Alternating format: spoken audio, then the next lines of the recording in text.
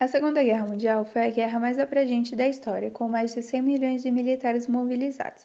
Em estado de guerra total, os principais envolvidos dedicaram toda a sua capacidade econômica, industriais e científica a serviços de esforços de guerra, deixando de lado a distinção entre recursos civis e militares. Geralmente considera-se o ponto inicial da guerra como sendo a invasão da Polônia pela Alemanha nazista, em 1º de setembro de 1939, e subsequentes declarações de guerra contra a Alemanha pela França e pela maioria dos países do Império Britânico. Alguns países já estavam em guerra nessa época, como Etiópia e Reino de Itália, Ítalo-Etíope, China e Japão e Sino-Japonesa. Muitos dos que não se envolveram inicialmente acabaram aderindo ao conflito em respostas a eventos como a invasão da União Soviética pelos alemães e os ataques japoneses contra as forças dos Estados Unidos em Pearl Harbor, e em colônias ultramarítimas britânicas, que resultou na declaração da guerra contra o Japão pelos Estados Unidos, Países Abaixos e o Britânico.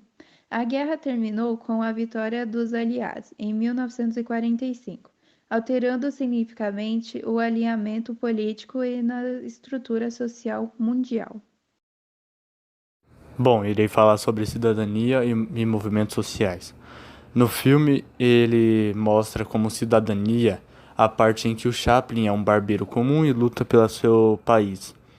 E os movimentos sociais que acontecem é os movimentos de... Tipo, a parte no filme que também fala sobre que ele muda de... entra em coma, tal, esses negócios. Ele vai para outro mundo e se encontra com um mundo onde eles utilizam da força, da opressão e da tirania para impor medo na população, fazendo com que eles tenham mais controle sobre eles. E é isso que vem como base na parte de movimento social, que é a força que eles colocam, a opressão e essas coisas. A palavra antissemitismo refere-se a uma aversão criada por certos setores da sociedade contra povos de origem judaica, que são povos da linhagem étnica semita. A palavra judeu originou-se na antiguidade grega para designar os povos que habitavam o reino de Judá. A religião monoteísta dos povos de tal reino também era expressa pela palavra judeu, da qual derivou o judaísmo. Povos de origem semelhante e mesma religião habitavam um território próximo ao sul de Judá, chamado Israel.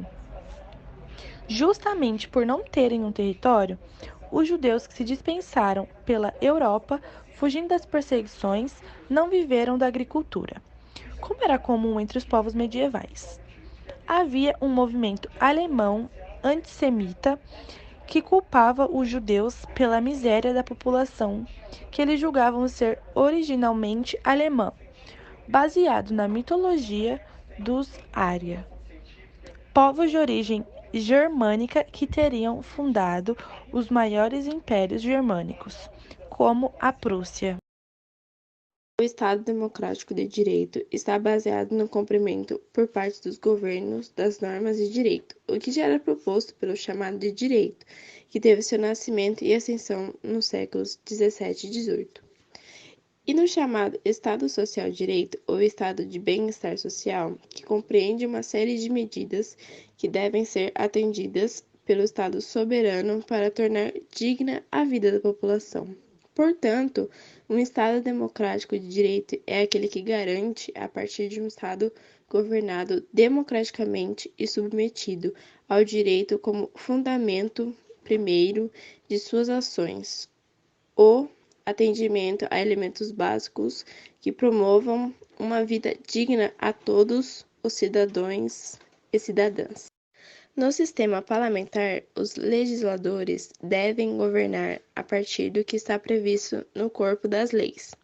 Se os legisladores cometem excesso e descumprem com a lei em seu governo, eles podem ser depostos.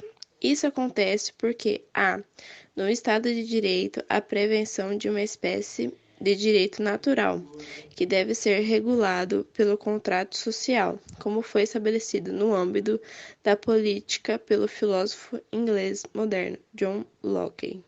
Segundo a teoria do contrato social do Locke, todos os cidadãos têm direito por natureza e, na medida em que podem surgir conflitos das reivindicações desses direitos, os cidadãos unem-se na sociedade e estabelecem um acordo para que haja mediação dos conflitos e, consequentemente, a paz.